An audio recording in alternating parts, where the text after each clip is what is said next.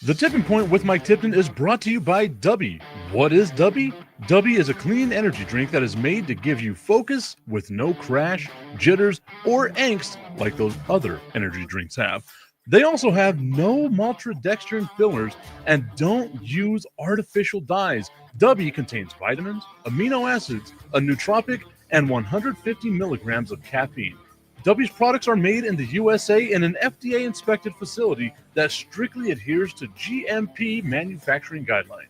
All of the flavors are unique and custom made by W, and you'll never taste our taste anywhere else.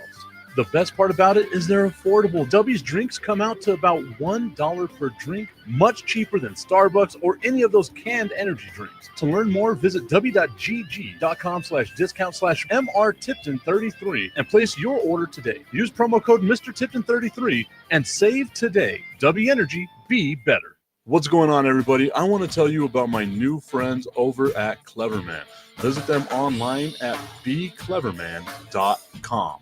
What they gave me was the energizing face and beard scrub along with the Cleverman face scrubber. And trust me when I say this, the energizing face and beard scrub smells amazing. Combining it with the face scrubber, making sure that your boy was looking as good and sexy as possible, opened up a whole different sensation in my face that I haven't ever felt before. I felt so clean, so fresh, and so clean, like Outcast said, and it helped me feel like I was ready for my day. Make sure you visit them online at becleverman.com and follow them on Instagram at clevermannyc. The link is up in my bio if you want to check out all the amazing products they have. Visit them online, becleverman.com.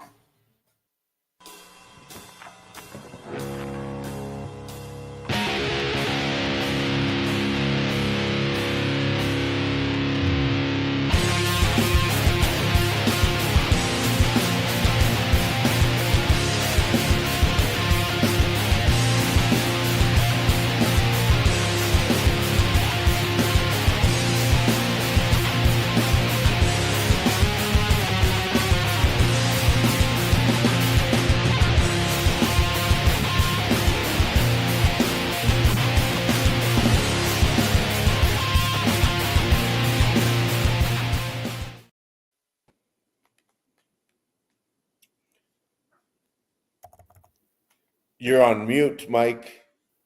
Of course I am. It's a Tipping Point with Mike Tipton, hanging out with you here on a Friday morning. It's a TIP VIP Friday. Got my dude Augustine Pimentel hanging out with me right now. We are going to be talking about the Indiana Pacers doing their thing. I watched a little bit of soccer yesterday, so we might talk about that as well. Apparently, I missed the good part. And then the LA Dodgers and the San Diego Padres. I don't know if you saw this or not, Augustine. They've just been hitting each other, like drilling baseballs at one another. It's been fun to watch. But let's start off, Augustine, with the Indiana Pacers. How many times can I be wrong about this team? I spent a good 15 minutes yesterday talking about how this series was over. And again, like I put it out on Instagram and all that stuff too. I said it like this team was done. I felt like they were done. And then they come out here and they just beat the crap, the absolute dog shit, sorry, Roku, out of the Oklahoma City Thunder. And again, prove me wrong and prove, I guess, the entire sporting world wrong. All of us were looking at that game yesterday like, yeah, Oklahoma City is going to raise the Larry O'Brien trophy. It's time for that. Yeah, I mean, I think not it's one of those things that everybody was saying, well, the quality of play has been in Oklahoma City's kind of backyard for the last two games because both teams have played well, but Oklahoma City, that MVP really came out to play. But yesterday he did not come out to play, even though he had 21 points. He had 8 turnovers. I mean, and I always struggle with his name. That's why I always call him Shea, just Shea. Shea Gilgeous, whatever. Shea Gilgeous-Alexander. Gilgeous. Excuse me, Canada. Sorry. But having 8 turnovers in a game like this, do you question Tip his leadership now? I mean, I know he's the MVP, but you know, when you're letting your team lose like that, what does that do for their psyche for the following game? I mean, when you let Obi Tipton score 20 points, and then Pascal Siakam has 13 rebounds, and Tyrese on one leg, having 14 points and 5 assists. What do you do? Oh, and let's not forget about McConnell. 12 points. But here's the interesting thing: 9 rebounds. I mean, either Oklahoma City just didn't show up, or they just wanted to take it home for the 7th game.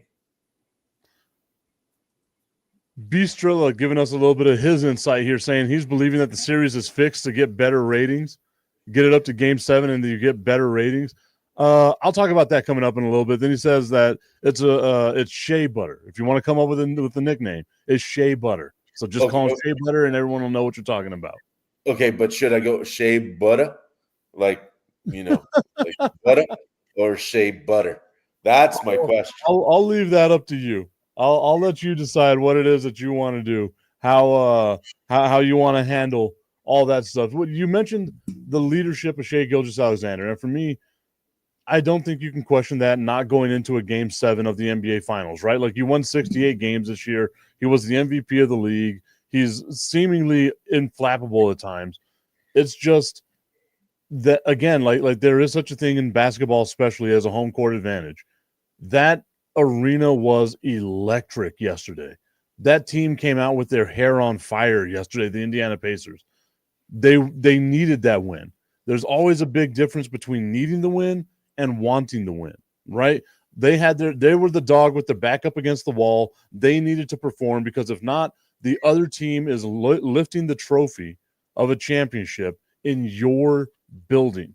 You don't want that, right? Like so you're gonna play your ass off. You're gonna do more. You're gonna give it a little extra.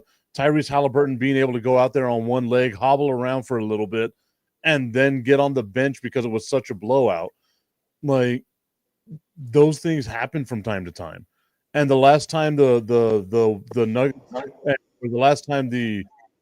Thunder played a Game 6, they got their ass kicked by the Denver Nuggets, right? Like, it's just a thing that's going to happen from time to time. But what happened in Game 7 of that series? They bounced back and they beat the dog shit, sorry, Roku, out of the Denver Nuggets. I think we should just have a button that says "Sorry, Roku" right there. It should just be on the stroll. Where it says promotion Mike Tipton, you just put "Sorry, Roku." Just so you know, King of Troy on Instagram is saying using ER is frowned upon. You have to go A whenever you're talking about Shea Butter. Shea Butter. Shea Butter. Is this just Boston people we have on listening? Shea Butter. The King of Troy letting us know you don't go with the hard ER. You got to go with the A. You got to go with the A sound. So Shea Butter. Shea Butter. There we go. Shea Butter, shoulda, woulda. Is that at the end of the day? If Oklahoma City loses, though, is Shea going to be the butter, shoulda, woulda kind of player, though? That's the thing. I don't think you can lay it on him, dude. Like, where's Chet Holmgren been this entire time? Like, you talk about this team, Jalen Williams has showed up. Shea Gilgeous-Alexander has done his job. He's averaging 30 points a game in the NBA Finals. Where has Chet Holmgren been? Where has Isaiah Hartenstein been?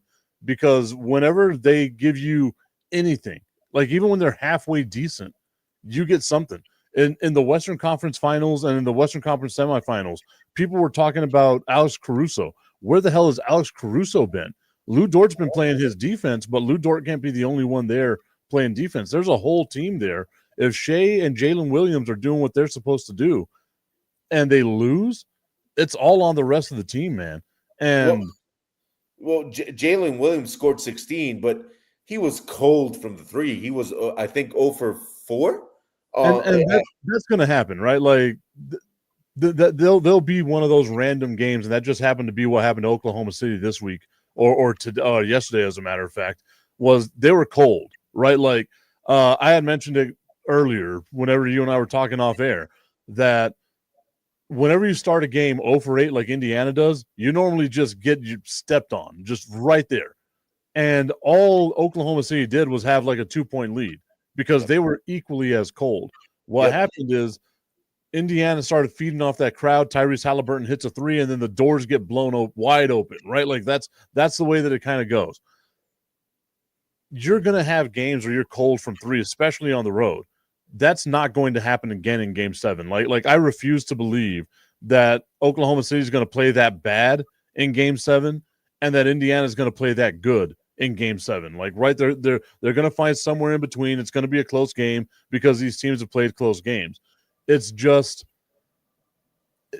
I think we're so late in the season that there's no such thing as a blame game, right? Like you can't blame Shea Gilgeous-Alexander. You can't blame Lou Williams or for being cold, right? He got you 40 points in the last game, right? Jalen Williams got you 40 points in the last game. If not for him, you're not even up 3-2, right? Like so you completely understand all that. We completely understand it, and the thing is, you're talking about yesterday.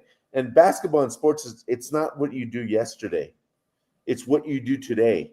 And you're talking about 3-pointers right now. And I think the Pacers hit 16 3-pointers or 15, something like that. And Oklahoma just made 3.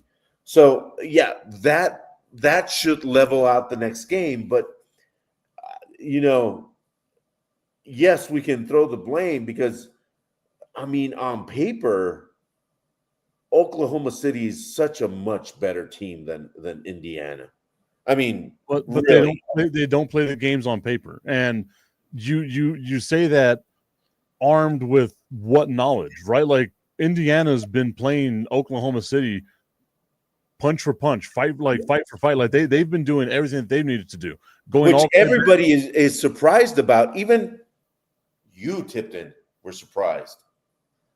Well, but that's the thing. Like that's on me, right? Like I chose this team not to even be this far. I chose them to lose to Milwaukee. Everybody did. Everybody did. Because I think they're an underrated team, right? Like not everyone's out there watching the Indiana Pacers. Like we can be honest about that. No one's watching the Indiana Pacers. But whenever you arm yourself with hindsight and you realize they had the second best record in the NBA going all the way back to January 1st, you have the team with the best record and the team with the second best record facing off against each other in the NBA Finals right now. They went toe-to-toe with wins and losses all the way back from January. Why wouldn't they be going toe-to-toe right now? Agreed. But nobody expected it. I mean, you got to say it.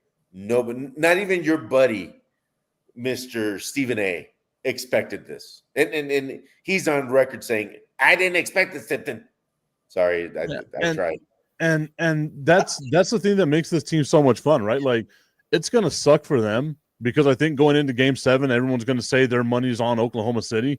It's going to suck for Indiana because I feel like again, I'd rather miss the playoffs than lose the championship in Game 7. I that's much rather the way that I think. Yeah, and you're completely right. Oklahoma City is going to come out in Game 7 at home and have something to play for, right? Like they didn't have anything to play for in Game 6. You could have won it in Game 6, but what fun does that give you? And again, it gives everybody the weapon of maybe the series is fixed, maybe this and that. You were talking about refereeing while we were off air. It was a 30-point game. You can't blame it on the referees. Like whenever you get slapped around like that, and there were a couple of fouls that were called that weren't fouls that went in Oklahoma City's way in favor too. Like it was just bad officiating all around. Yeah. So Tip, I got a question for you. Who's winning? Why? Who's the X factor? Because we know Halliburton, we all know about Halliburton's calf. Can he play at the level that he played? Will OKC improve their ball security? And here's my X factor, and this is why I think, and quote me on this, the Pacers will win Game 7 in Oklahoma.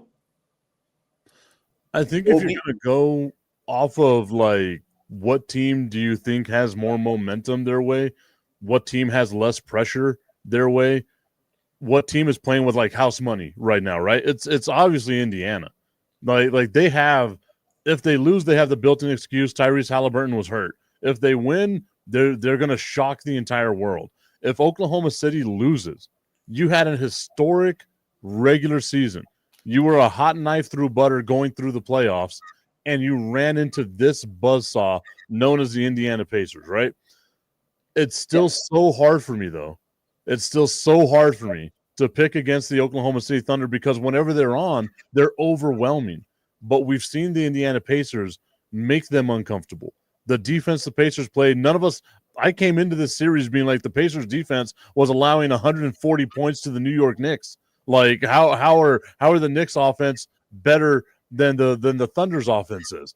And again, the Pacers defense proving everybody wrong, picking up Shai Gilgeous-Alexander a full 94 feet, full court press, all game long, unrelenting with that.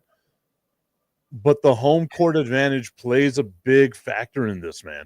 If Oklahoma comes out here and they're playing the way that they started the game yesterday, the crowd's going to be able to amp them up the way that we saw the crowd amp up the Indiana Pacers. All it takes is one shot, right? Like that 3 by Tyrese Halliburton. Then the doors get blown off because that crowd is like, our dude is healthy. He made a 3 from the left-hand side of the court, which was a weird stat that he hadn't made a bucket at all from the left-hand side of the court. So he goes over to the left-hand side of the court, drains a 3, and the crowd goes absolutely wild, right?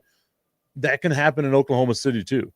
Like Chet Holmgren misses that alley-oop dunk. He makes that dunk in Oklahoma City. That crowd goes wild, and we have ourselves a different game that we're talking about. I'm still choosing Oklahoma City because I might just be stubborn. But if you've seen anything that we've seen over the entirety of this playoff, it's that I've been wrong around every turn except for one when it came to the Indiana Pacers, man. Like, I chose them to beat the Knicks, and that was the only time that I was right. All this other time, I've been so wrong. So if you want to go off of history and bet against me, please do, because I would love nothing more than to see the Indiana Pacers hoisting up the trophy at the end of the day. Well, it's not that I adore the Pacers or anything like that, but there's 2 players that need to be huge in order for the Pacers to win. That's Obi Toppin and Nembhard. These 2 players, Toppin doesn't need to go for 20 again, but if they get 16 and 14, something like that combination, Indiana wins.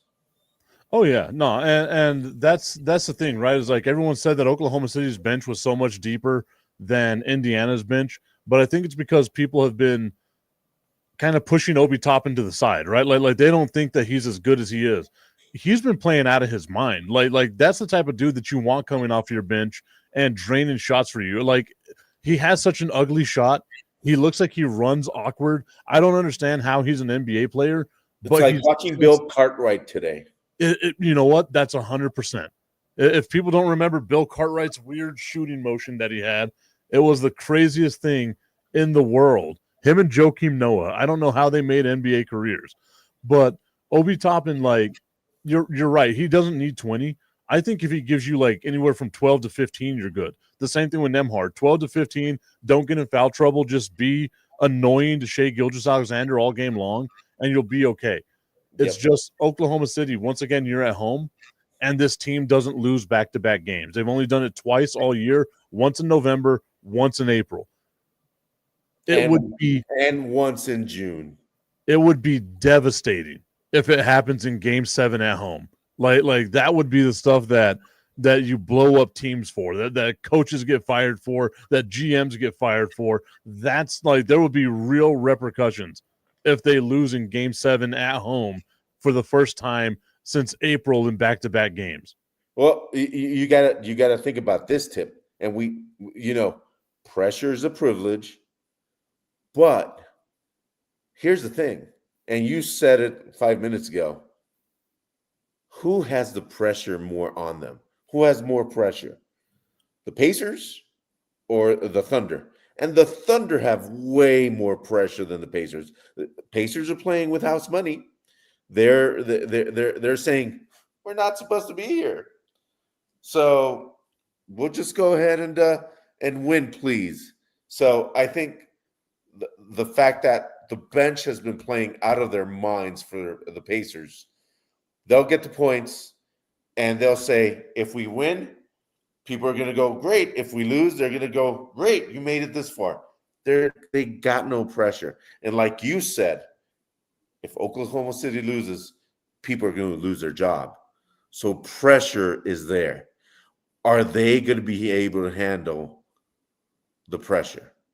Again, I mean, we're about to find out, right? Like you played with your food in Game 6. You had an opportunity to, like, you had one game in hand, but you should have ended it in Game 6. If you had the chance to end it in Game 6, you should have ended it in Game 6. Indiana came out here and absolutely destroyed you, right? Like, I know the final was 108-91, the 17-point game. It was not that close. Like it was at the beginning of the fourth quarter. It was a 30-point game that we're talking about here.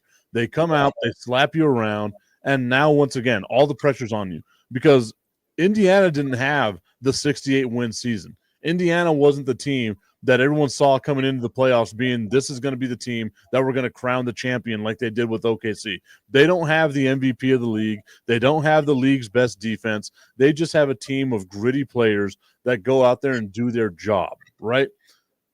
Indiana has no pressure on them. All the pressure now. And you're at home. Now you have the added pressure of we're at home in front of our crowd.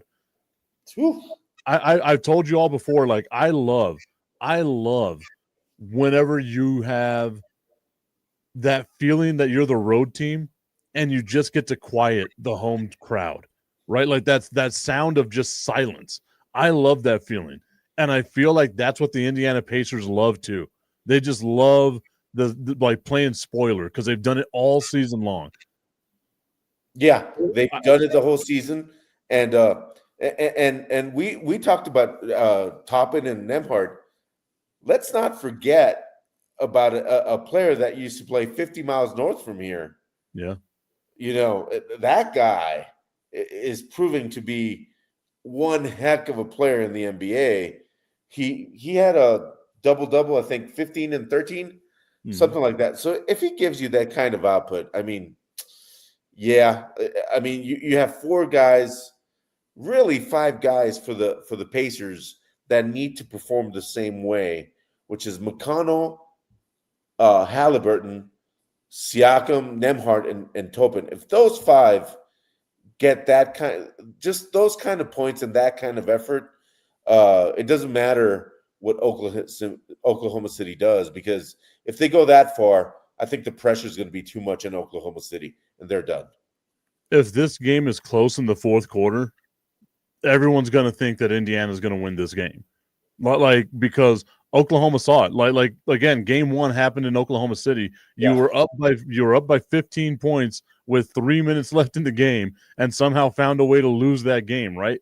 Those ghosts are going to be there. It reminds me a lot of like old Red Sox Yankees matchups, right? You just knew somehow the Red Sox were going to find a way to lose those games because all those ghosts were going to be there, forcing them to lose those games. Whenever I look at Oklahoma City, if this is a close game, and I'm saying like 10 points going into the fourth quarter, either way, whoever's up, doesn't matter if it's 10 points going into the fourth quarter, everyone is going to be so nervous in that arena that's going to translate onto the court, and you're going to see Oklahoma City play an underwhelming fourth quarter. Oklahoma City has to come out in the first and second quarter and get this game like out of reach. But we saw in game 4, right? Was it game 4? No, it was game 5. They were up by 18 in the second half and 2 points. They were within 2 points. Just Indiana started playing bad. This is a team that can come back. So there is no such thing as a safe lead for Oklahoma City unless it's like 30 points or something like that. And to get up by 30 points in Game 7 of the NBA Final feels like it's astronomical. I'm so excited about this game because I feel like it's going to be a close game, and I got no problem being wrong, right? Like either one of these teams winning for me is fine. I just love the story of Indiana and would like to see Indiana win. The logical side of me says there's no possible way of this happening, and that side was wrong so many times when it comes to this Indiana Pacers team. Yeah, and I think it's going to be one heck of a game, and it really is what I want. It's that one game you're done. You know, it's gotten to that point. Yes, it's been a beautiful series, but it's finally here, the one and done, and that's going to be where the men get separated from the boys. So shout out to Mama Bear who tuned in over on Instagram, along with Amber Banda and Josette Peloton, Tycoon and Scott Reeves 59. Our dude Bistrilla saying that he has a feeling the Pacers will win. It's a one-game sample, man, and anything can happen in that one-game sample. What do you think about that, though? I'm believing the series is fixed to get better ratings. Do you feel like there's been any funny business happening here with this series? I mean, just the refs or Conference USA refs, but that's nothing different from the rest of the NBA and the rest of the years. So, there comes a point in time also where, yes, the attraction, the players, but the ones who control everything in there are the refs, and it seems like every year we're asking for something for the refs in the ref association to be done for them to get better. They really need to get better. I mean, the NBA is losing viewership left and right. And when you have questionable calls, you know, game by game by game, people are going to go, I'm done, and that's a feeling I've had by many NBA fans that I know. They're like, it's a great team, but just the refs just get me out of it. So you feel like it's more the referees might be part of the reason why, because you're right, like there's a lot of inconsistencies when it comes to the referees in the NBA. You feel like that might be a reason that's driving people away from watching these games? Yeah, I think so. It's just one of those things that, we came to see the player and the refs are taking control, because and you've seen it, Tip. I mean, all of a sudden the player just talking to the ref, and all of a sudden the ref goes technical. The player goes, for what? I'm just talking with you. I mean, you're not part of the show, ref. Really, you're just there to control the action, to give it some stability of cohesiveness, not to control it or make it your own. I mean, if you have money in the game, all right, I understand that. You should be, but no. And yes, it's a big factor why people are really not tuning into, and we always remember the the name of that old bald ref. I just forgot his name. Dick Bavetta. Yeah, that guy, he talks with the players. He's there with them. If they start yelling at him, he goes, wait a second, don't yell at me. It's not my fault you're playing like a schmuck. And I remember that because when they had the mics on, it's not my fault you're playing like a dumbass or something like that. Wait, where's the button? Sorry, Roku. It's just a truth that a lot of people haven't talked about, that the refs are part of the action, but they shouldn't be part of it. They should be in the background. They should be like Trump advisors in the background, nothing going on, just letting the show be the show.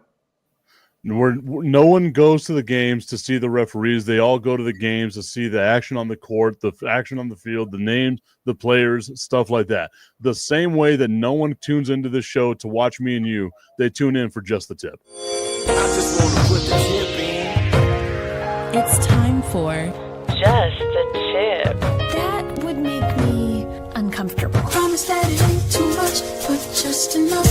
Just a tip. Just a tip. Just the tip? Just the tip. It's time for Just the Tip.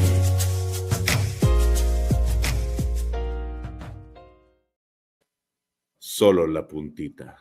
Is brought to you by our friends over at www.myhappynuts.com. Check out myhappynuts.com, guys. From your pits to your tip, make sure you are taken care of. You want to smell good. You want to feel good. No more swamp ass for us as we go through this summer. We're navigating the summer. We're feeling the best we can. We are nice and comfortable with that My Happy Nuts comfort cream, and we're smelling good with the My Happy Nuts whole body deodorant.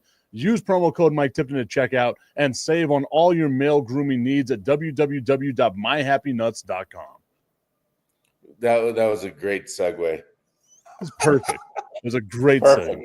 segue. And you know, I might want to go to a baseball stadium if Enrico Palazzo was actually a Major League Baseball ref. I hope you got that reference, but I hope somebody did. I hope so. You're gonna have to explain that one to me a little bit later because I got no idea who that is. Enrico Palazzo, I think hopefully Bistrilla gets it. Leslie Nielsen's in Naked Gun movie was the ref. Excuse me, the umpire for a baseball game, and it's one of the funniest things. Okay. I think I've seen a couple of clips of that where like he's calling everything a strike or everything a ball, or yeah. He's going off of what the crowd is giving him. Yes. Yeah, exactly. And speaking of baseball, ooh, look at what we did there. Look at that. This series with San Diego and the Dodgers, it's a hitting fest, and I'm not talking about the bats with the ball.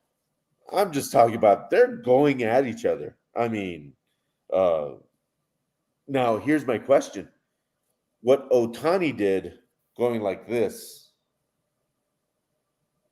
that's huge. That I thought was a huge moment because he said, "Why? Yeah, why?" He was telling his bench, stay there, we're going to win this. Stay there. And honestly, I hate baseball. I mean, well, maybe hate is a strong word, but what I hate about baseball, that's a better thing, is all this stupidity about the unwritten rules. Or if I flip a bat, I'm what? Or if I run too slow after a home run, or I can't stare at my home run. Come on, guys. It's a sport. It's baseball. It's not Days of Our Lives or another big or General Hospital or something. Come on, guys. See, I agree with you on that. Like, I think if you like hit an absolute bomb, you should be able to pimp the hell out of that home run, right? Like if I hit something 490 feet, I am staring that sumbitch down and I am just looking at it, admiring my work because it's so hard to do, right? Like again, in baseball, you fail 7 out of 10 times, you're a Hall of Fame baseball player. Yes. So why not enjoy the rare time that you get to hit an absolute dinger out of the ballpark? The bat flips, I'm fine with all that stuff. I think the one thing that I can't stand about baseball whenever it comes down to like unwritten rules is you hit our guy, now we've got to hit your guy. We saw in this 3-game series, just 3 games, 8 batters get hit. And it's not like Ohtani whenever he got hit with a pitch. It's not like he got hit with a curveball. He got a 100-mile-an-hour fastball to his shoulder. Yes. Like you don't want to injure dudes because of something stupid with these unwritten rules. And like, I get it. These teams they're rivals, right? Like the Dodgers just won a world championship. The Padres are like little brother. They're trying to catch up to them and maybe make some noise. So I can understand a little bit of the rivalry there. And Yeah. it sounds hypocritical from me being a Yankees fan who lived off of Red Sox-Yankees rivalries with Roger Clemens and Manny Rodriguez and or Manny Ramirez and things like that, right? Like I loved that time frame. But that was something different, man. Like they were going at each other in the ALCS like 4 years in a row. Like they were fighting for a World Series championship at that point in time. We're in game 85 or 75 with 87 games left to play in the regular season. Why are we drilling each other with 100-mile-an-hour fastball? And after doing, I did a little bit of research, on these all these unwritten rules, and I found some which are very stupid. And please agree with me or not, and please just tell me if I'm right or wrong. Like the one I found really dumb is more than a couple. Don't bunt to break up a no-hitter. As someone that was a pitcher, I agree with that. That's a lazy way to try to get on base. It's a sport. You want to get on base. You get on base any way possible. And if you have to bunt, you bunt.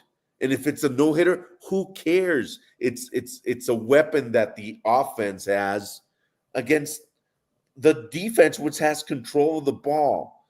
So I would do it. And then another one is don't swing on a 3-0 pitch if your team is way ahead. Why not? If it's right there, I'm going to hit it out of the ballpark. And then jumping on the bandwagon of that one, and you said it a little bit earlier, don't admire a home run if it's a long homer. I mean, and they call it pimping. I mean, like you said, Tip, I'm looking at it. Don't steal a base when your team is up big. I mean, I got to pad my stats. What if it's the last game and I'm up 9-0 or something like that, and one stolen base is the difference between a $1 million bonus? I'm stealing that base. Or well, yeah, but I mean, so in that aspect, I think everyone agrees with, right? Like if you got bonuses that are there, like how many times do we see this in the NFL where it's like if this receiver gets one catch, he gets $2.5 million or whatever, and they are force-feeding the ball to that wide receiver. So like I could see that. Like you steal a base, you get yourself a bonus. I think everyone would be okay with that. Yeah. So, and then the one that was not clear to me, which I tried to Google a bunch of times, was don't show up the pitcher or expect to be hit the next at bat. How am I going to show up the pitcher? What I'm going to call him, the snitcher or something like that? You've got a lot of people agreeing with you right now. The 915 Takeover Show on Instagram is saying do a bat flip. You might as well do a backflip if you have the ability to do that. Carlos Pimentel saying he agrees with you on the bunting, Augustine. Of course, he's a Pimentel. He's a Pimentel. He should. And B. Strilla saying you don't like it, try to stop it point blank. I mean, it's like the stupid unwritten rule in basketball. If you're winning by a lot and you have the ball, you don't shoot. I mean, stop me. I mean, that's the game, right? You stop the offense, and the offense tries to score on the defense. Come on. So I agree with you on that one, right? Like it's kind of like whenever you play pickup ball in the park and you got like a big guy and the big guy just keeps backing everyone down and making the shot and they're like, all you're doing is that one thing, do something else. Until you stop it, why am I going to not do it, right? Like that's always the way that I looked at it playing basketball. So I get that standpoint of it. But yeah, tell Royce Gracie not to put people on the mat. Try to stop it. B. Strilla saying these teams and players got to stop acting like biatches. He also went on to say they will start taking these throwing at batters as assault. That's just the world that we live in right now. I mean, I don't think it's going to go that far, but you do have a weapon that you are throwing 100 miles an hour at somebody. Yeah. I don't know. But like I think that's the one that like the one unwritten rule that I don't like is like if you accidentally hit a batter, well then now your pitcher has to come out and hit the next batter that he faces, and it's like that one to me is dumb. Like so I totally get that one. The bunting one again, I agree with y'all to a certain extent. It's stop the you're trying to break up the no hitter. That's your job is to get on base. Why not pull out the bunt every now and then? It's just a chicken shit way to get on base. That's the way that I look at it, right? Like go up there, swing the bat, and try to actually do something. I'm getting on base. That's all that matters. I mean, for baseball, there's no time on the. Well, there's a timer now for pitches, but it's like the time doesn't determine when the game ends. It's outs. So, and another thing, all these stupid little, something I would apply to baseball today. You want to get in a fight? It's just YouTube. Make it hockey style. There we go. Make it hockey style. And then the umpires shouldn't be doing this horseradish they got going. What you tell an ump, hey ump, wasn't that just a little bit outside? Don't be telling me how to call balls and strikes. Well, if you're blind, I'm going to tell you, you're out of here. What? Especially with the umpires. Whenever they have some of those egregious, like there was one that happened the other day. It was the most outside of the strike zone strike that had ever been called, and it missed the strike zone by 8.5 inches. For a lot of guys, 8.5 inches is a mile, but it's still. If you're missing by 8.5 inches, which I'm assuming is like this much. That's just the tip. Yeah. Like you got to be able to get those calls right. But like the umpires, they take it so personally whenever they miss a call, right? Like they're like, oh, I didn't miss that call. You don't know how to swing the bat. Like that's always one of the ones that bothers me. And then, again, this is coming from someone that was a pitcher. Like I benefited from the umpire having the 8.5 inch outside of the strike zone. No, but I mean, and then speaking of pitchers, pitchers can. I've seen pitchers celebrate, a strikeout. Mm-hmm. Why can't the batter celebrate it? I mean, not the strikeout. I mean, hitting the home run. Oh, that's what I'm saying. Like if I was a pitcher and I was one of these assholes that was like doing all this stuff whenever I celebrated a strikeout and I gave up a home run, I would expect somebody to pimp the hell out of it, stare me down as I'm sitting there like, yeah, you got me. Like it's you got to take your L's every now and then. Beastrill saying hockey does it with the sticks if it's malicious. I don't know if you saw in Game 6 the Florida Panthers and the Edmonton Oilers, but who was it? Nurse hits Matthew Tkachuk with the stick just to be thrown out of the game. Yeah, that's what I love about hockey. And you're right. If we're going to have a baseball fight, let's have you guys are going to rumble until one of you hits the ground and then we break it up. And we got to have a penalty box. I think a penalty box in baseball would be much better than like just kicking them out of the game completely. Yeah. What would be better? Yellow cards and red cards. You got a yellow card that go to the penalty box. You can't play for 3 innings. Can you imagine something like that? That would be so awesome. That would be. We're fixing baseball here, and then Beastrill is saying, if you want to step your stupid ass into a 100-mile-an-hour fastball to get a walk, go ahead and do it. Just go for it. How about that guy that pitches 106? Ooh. Could you imagine getting hit by one of those? Like I think I got hit by like an 85-mile-an-hour fastball, and it felt like hell.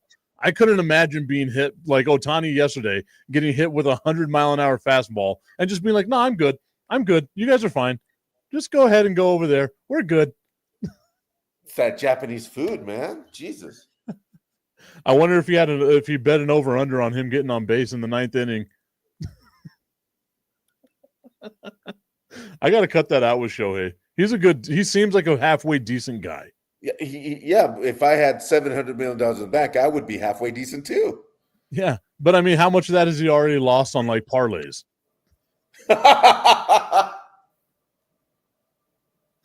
I need to cut it out. We all know Ippei wasn't the one doing this, right? Like, Ippei's just a good friend. It was all Shohei, and he's like, look, I need someone to take the fall for me. And Ippei's like, you know what? I'll take the fall for you, my guy. I got you. Yeah, it's We all Shohei, make fun like Ippei Matsuhara. Shohei Orozi. That's what his new nickname is, Shohei Orozi. Shohei Orozi. Can you imagine somebody at ESPN gets that, and somebody from El Paso, Texas, just nicknamed you Shohei Orozi? Huh. What? Who named me Shohei Orozi? I think we could have done without the accent. Sorry. Although I will say I liked it. It was very nice. Speaking of the devil, Uh-oh. did you see what our beloved 47 did yesterday? Was it yesterday? I thought it was the day. Well, either way, whatever it was, they all fold into one just embarrassing moment of asking, would you allow girls to play on your team? Is it something you would do? And this is asking a team which is in the Club World Cup visiting the White House, Juventus de Turin in Italy. Asking these guys, they've won the Champions League many times. They've won the Scudetto many times. Sorry, Tommy. The Scudetto many times. These guys had, Trezeguet and Thierry Henry and Zinedine Zidane, Alessandro Del Piero, all these world-class players before. And he asked them, you do it, Tim. You do it better. How would you feel if there was a girl on your team? They let the women play. They're Italian, so they would go, how hot is she? Edgar Davids. That player from Holland, Edgar Davids, was just a monster in the midfield. Ooh. Oh, sorry, Tommy, we're talking soccer. Okay, back to cowboy talk for Tommy. No, I'm kidding. But I mean, and this is not really sports talking or soccer talk, Tommy. It's talking about the right thing at the right place at the right time by the right person. And somebody like a president of any country should not be getting into something like this. Tommy Canazza saying, I'm just here for football. American football. It doesn't say American. It doesn't say American. American. I mean, for me, that's soccer, Tommy. American football. but I like it. It's just, for me, when I saw that clip, I wanted to slap him silly, and some of the players wanted to slap him silly. And you can tell by their expression, but what it did, it also showed an ignorance about the sport. And again, most people aren't going to know this about soccer, but most of those clubs in Europe do have a women's club with them. If I'm not mistaken, it's like the vast majority of them. I want to say it's almost all of them have a female club. It's in England. It's, I think, 15. It's 15 clubs. And going up to 18 clubs for the Women's Super League, which is the best women's league in the world. My goodness gracious, they're good. They're good. They're from everywhere. Spanish league has, they all have, incredible women's sports. But even the women over there were like, what? And, it was so frustrating that he did that it just, that amounts to, it shows a myopic point of view, right? Like it's a talking point here in the United States for a few people of we want to have men playing men's sports, women playing women's sports, never the two shall meet, which I think most people are going to agree with, right? Like we don't want that to happen because you mentioned it while we were off air. Serena Williams, who I think is the best individual athlete that we've ever seen, admitted herself that she would get rocked if she played against like Andy Murray or someone like that, and it wouldn't even be close because the games, even though they're similar, there are slight differences in them, right? Like there's speed, there's power, there's certain things that you just cannot reach going female to male. So all of us would agree, yeah, you play your sport, whatever. But to bring it up in the White House to a team that already has a female-only team that doesn't have to worry about the issues we worry about here in the United States. I'm pretty sure the reason why they gave him that look is because they're like, what the hell is that even about? Like, why are you even talking to us about this question? And he had that dumb, just stupid look on his face like, I'm making a good point, aren't I? Somebody tell me that I'm such a smart man. Like that's what he was doing. And it was like, dude, they don't give a shit. Where's the button? Yeah, sorry, Roku. I apologize. Bistro saying, but tennis and golf are non-contact sports. I get it, but like women don't hit the ball. Like even Michelle Wie, being a unit that she wasn't able to hit the ball as far as like the worst guy on the male tour, right? Like there's a reason why the tees are in different places. Now, if you made it all even, then maybe Serena would be able. Like I don't know how you would make it even in tennis though. Like a serve from Andy Murray at 180 miles an hour is going to be 30 miles an hour faster than what Serena can do. Yeah, the average men's serve is I think 118 miles per hour. Average women's serve is about 92, 93. Mm-hmm. Yeah, so like there is a big difference with that stuff. Yeah. Tommy Cananza saying, God, I can't wait till the NFL is dominating the headlines again. September, please hurry up and get here. I feel like he's just playing like that song from Green Day, Wake Me Up When September Ends.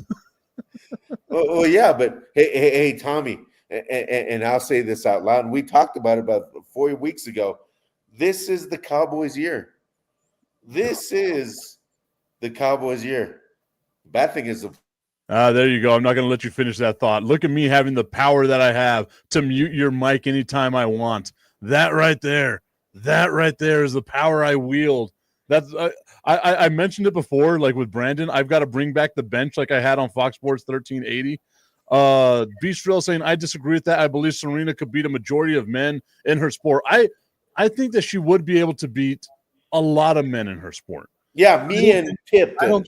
I don't think that she would be able to beat the elite men in her sport, right? Like she's not out there beating Rafael Nadal in his prime or like Andy Murray or any of those guys, right? Like that's not going to happen. She isn't beating the top 200 male tennis players. I'll give you that. I don't know about top 200. I think like with her it'll probably be like top 10 would be the ones that she doesn't beat. No, she's not going to beat a top 100 male player. She's not going to beat a top 100 at all. A top 200, but yeah, I mean it's going to be a top 300. It's going to be a close game, a close. Tommy Canazza saying, great job with the mute button, Mike. It's just an hour too late though. And Bistro saying that he would pay to see that. Like I agree with him. Like, but we do have some history here, and I've got to think of like who I can't remember the names. Billie Jean I know this is something that happened back in the 70s. Billie Jean King and I can't remember the guy's name because the guy wasn't even a top 150 player, and the guy came in drunk. And to the match. Hey, don't knock people showing up drunk to the match. David Wells pitched a perfect game with being super drunk and hungover. And who's the guy for the Pirates that pitched a no-hitter on LSD? Oh my God, Doc something. I can't remember his last name right now, but it was Doc something.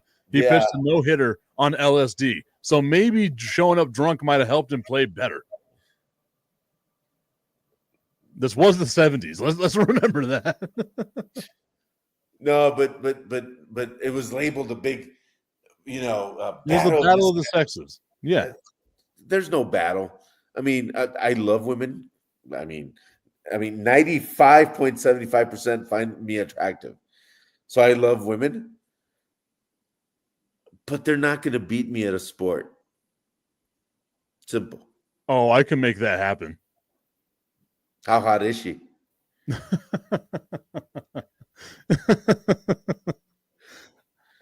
What if I got a Olympic softball pitcher to pitch the ball to you? Would you be able to hit it?